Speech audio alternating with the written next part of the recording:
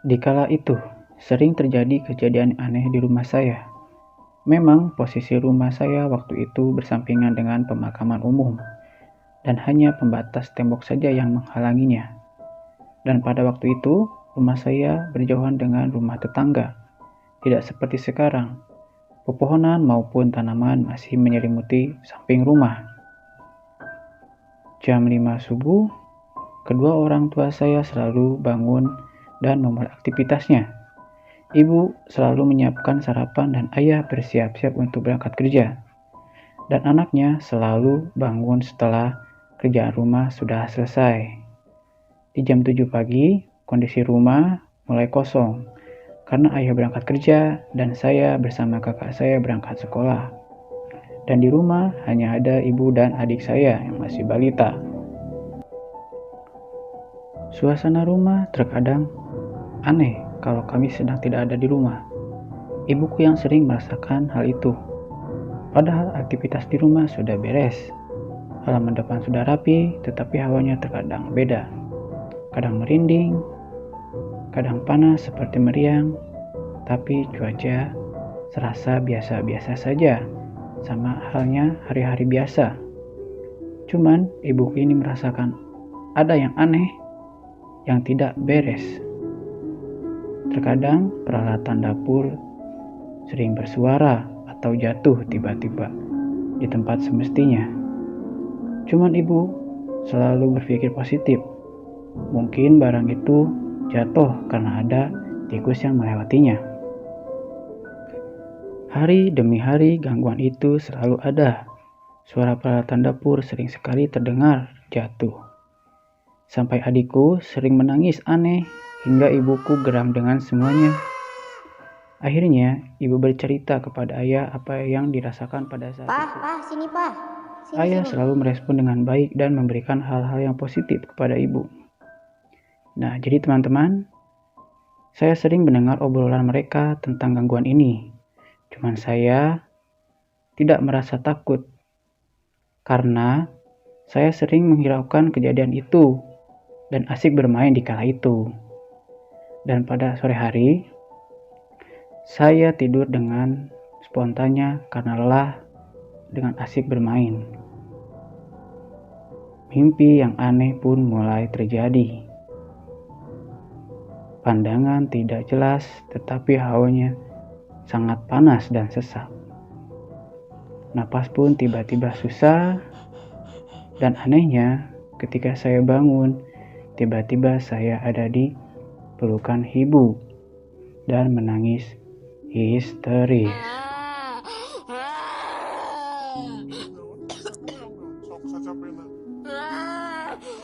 Ibu langsung mengobati saya dengan membacakan surat-surat pendek dan bersolawat hingga saya berhenti menangis. Ya, jadi teman-teman, aneh sekali. Tiba-tiba bangun tidur langsung menangis. Jadi, ketika saya sudah beres menangis, saya langsung sadar. Kenapa saya kok tiba-tiba bangun dengan langsung menangis kepada ibu? Saya pun bertanya-tanya di situ, ada apa ini? Ya, lanjut. Semakin malam, suasana semakin seram. Suara di dapur semakin ramai. Sampai-sampai ada bunyi lemparan batu ke genteng rumah.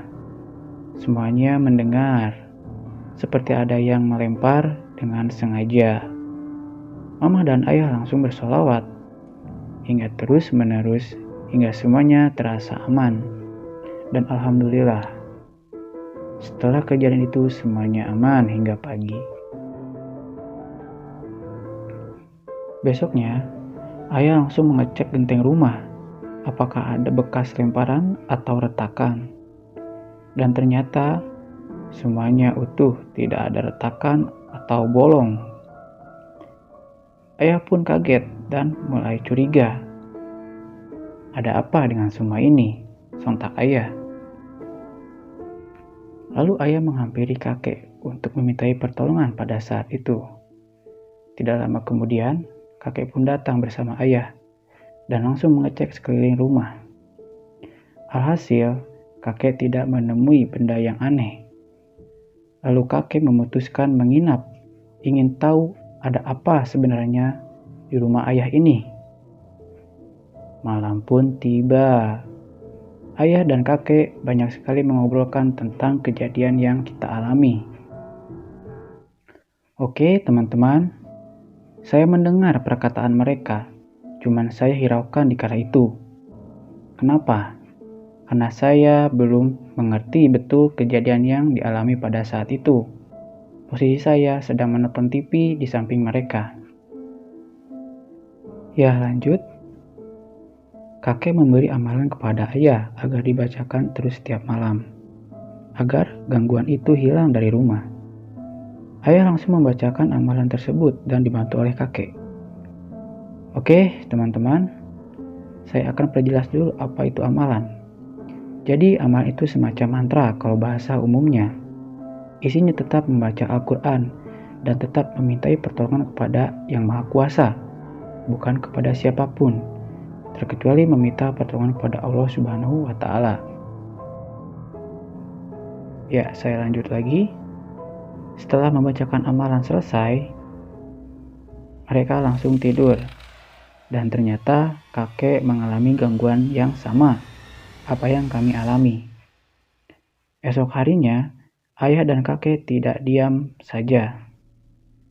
Ayah ingin cepat-cepat masalah ini selesai agar keluarga kami tidak diganggu oleh makhluk itu. Kakek pun memberitahu kepada ayah ada kenalan kakek yang bisa mengurusi ini semua. Akhirnya mereka langsung berangkat dan menjemput orang tersebut. Hingga sore itu, kakek dan ayah pulang bersama paranormal itu. Malam hari pun tiba. Ritual pun akan dimulai. Semua anak-anak disuruh masuk ke kamar. Di ruangan tengah hanya ada ibu, ayah, kakek, dan paranormal itu. Setelah beberapa menit kemudian, suasana rumah mulai terasa.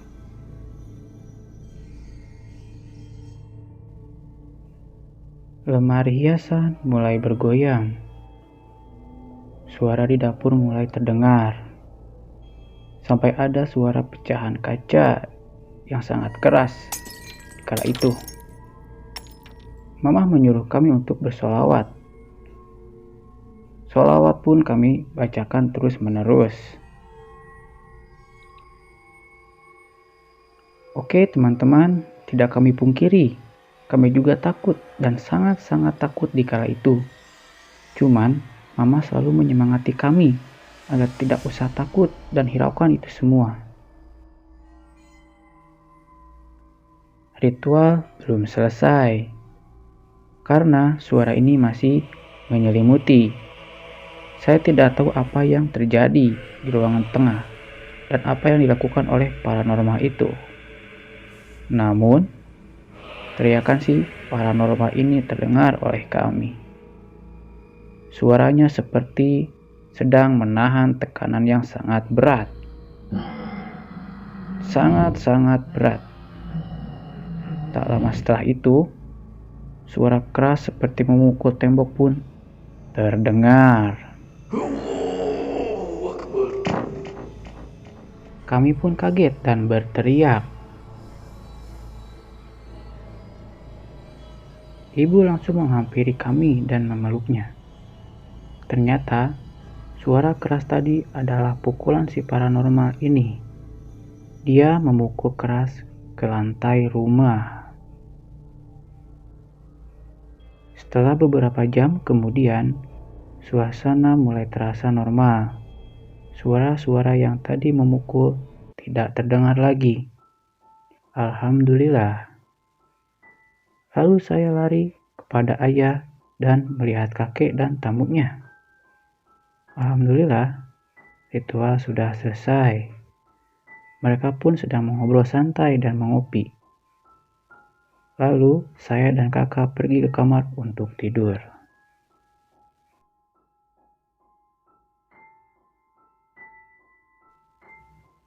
Oke, teman-teman, itulah ceritaku di segmen ini.